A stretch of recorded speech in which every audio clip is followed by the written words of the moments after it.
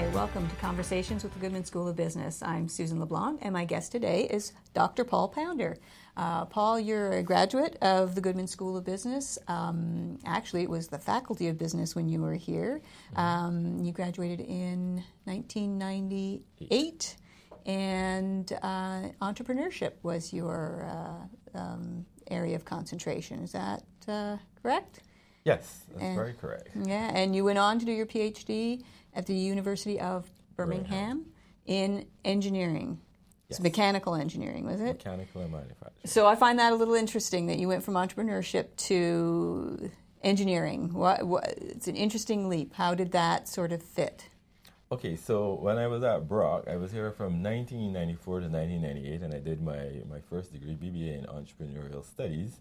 And then on returning back home to Barbados after studying here for 4 years, then I used to work for the government. Some of the challenges that a lot of the companies that I was consulting with kind of tied to operations management, kind of the specifics within the organization. So I thought that I would take it upon myself to go and further my studies in an area that focused on operations management.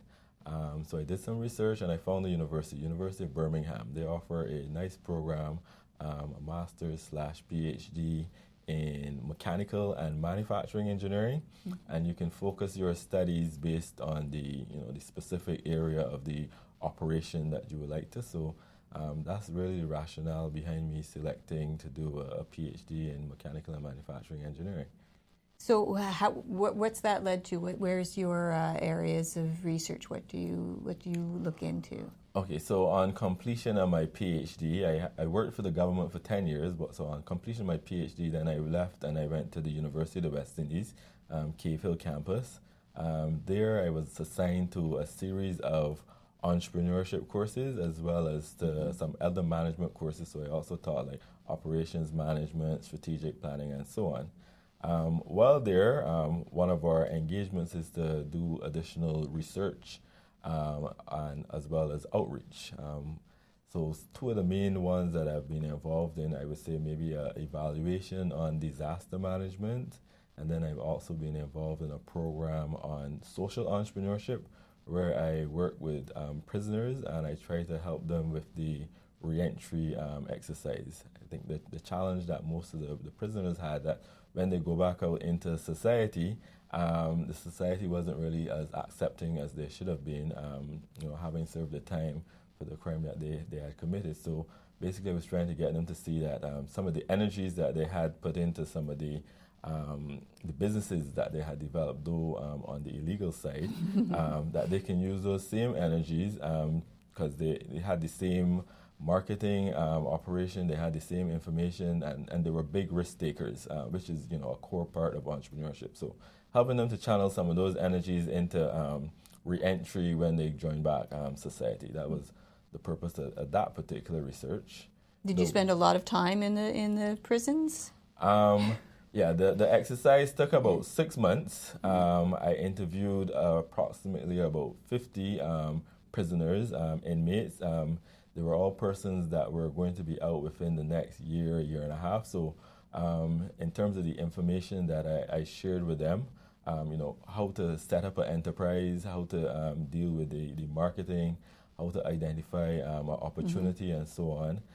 I also worked with the prison officers to help them to train some of the prisoners as well in terms of helping them to take some of the exercises that they had to go through while in prison. So some of them were bakers, some of them worked on the farms within the prison, some of them worked with tailoring and so on. These are all opportunities that they can come back out when they rejoin the society and be able to build society using these. Do you know if there was there any success? Do you know if there was a success rate or? Okay, so this exercise took place very recently. So now I would have to go through the follow-up stage to see who was on the outside and what they're actually up to now.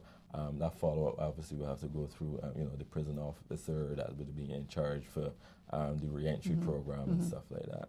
Yeah, it's interesting because a lot of people don't see prisoners or people who have done incorrect things in their lives having entrepreneurial skills. So it's a really neat sort of insight into, they have these skills. If they can just channel them correctly, they should be able to enter society in a positive way. Yeah. Based on the research, the majority of the prisoners, they all had entrepreneurial intentions. They had good entrepreneurial attitudes. They've all been exposed to business before, or closely aligned with somebody that has been exposed to business. So they had the toolkit that's really necessary to leverage an entrepreneurial venture on. So and they were big risk takers, which I think is a key part of entrepreneurship. Identifying the opportunity, being able to collate all the resources together, and to take advantage of the opportunities that existed out there. So all those characteristics were very prevalent within the population that I interviewed. Yeah, it's really interesting. Must have been a really interesting study to be part of. Yeah. And kind of very humanitarian type exercise. Empowering a group of people that people don't necessarily look up to, and giving them a high level of efficacy that they can rejoin society. Now, did you get the sense that they saw that in themselves, or was that a sort of a revelation to them to hear somebody say to them, "Look, you actually have entrepreneurial skills"? Was that something that ever really dawned on them that they had it within themselves? Some of the prisoners were quite reformed. Some of them were in there for much longer than others, and they were quite reformed over the 5, maybe 10 years that they were there. Some of them had accepted that some of the ventures that they were in might not have been the best venture in terms of breaking the law.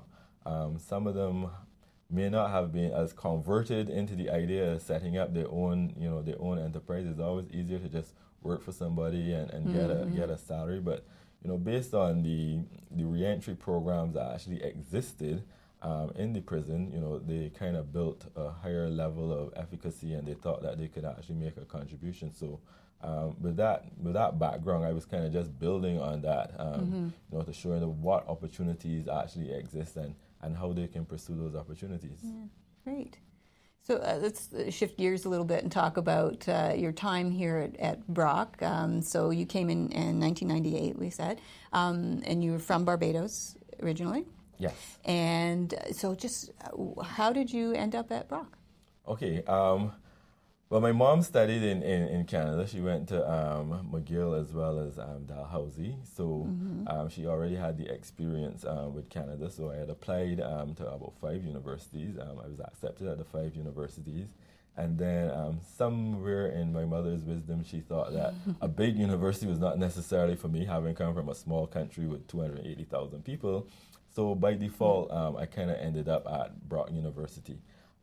She also investigated, we together investigated the types of programs. And in terms of going out, because we have a university at home, we wanted to do something that was not offered at the university at home. And that's how I ended up choosing the entrepreneurial stream, because a lot was being said about entrepreneurship, whether it's, people look at it as an opportunity thing, whether it's kind of a small business thing, the policies that were actually associated with helping build the entrepreneurial ecosystem, but there was no real framework. There wasn't as much information and knowledge. There wasn't as much data, and so on. So she thought that if I had come, I might be able to come back and solve some of the problems of the country and maybe some of the problems of the region. Oh, that's great. And I understand you've been visiting while you've been here. You've been visiting some of your former professors, Dr. Menzies. Yes. Well, at Brock, I had a nice time. I made built some very strong relationships with some of the professors, because of the relationships that I built while I was at school. On graduation and working back home in Barbados, I was able to maintain those relationships, and now I'm here, working. Who would have believed that I'm here as a professor, working with some of my, fellow professors at the University of Brock, building strong alliances and making sure that we can collaborate on future research as well. Oh, wonderful. And I imagine the campus has changed considerably since you were here last. Oh, yes. The campus has grown significantly. The capacity looks like it's almost double to what it was infrastructure-wise is much more open and student-friendly. Lots of open spaces where you can set up your laptop and so on and so forth, which didn't exist before. The labs look a lot more sophisticated, computer labs. Then I also visited the incubator. The incubator program looks very advanced compared to some of the other ones that I've seen around the world. So Brock seems to be doing quite good things. Yeah, great. And how did you cope with the winters? Okay, so the 4 years that I was here, the enjoyment that brought was great, but the winter always kind of put a damper on things at the end of the day when you had to go back to reality to return to your apartment and so on. So it was rough, but I made it through, and I'm here right before another winter. Yeah. And it's cold, but it's tolerable. Yeah, that's good. Well, I think that's about all our time. Thank you so much for dropping by, and thank you and welcome home to Brock. Yeah, we're so happy to have you here, and thank you for stopping by and visiting with us. Yes, I want to thank you for having me, and I thank the president for inviting me as well to come back and give back and see how we can formulate some alliances with the university. Wonderful. Thank you. And that's it for this edition of Conversations with the Goodman School of Business, and please join us next time.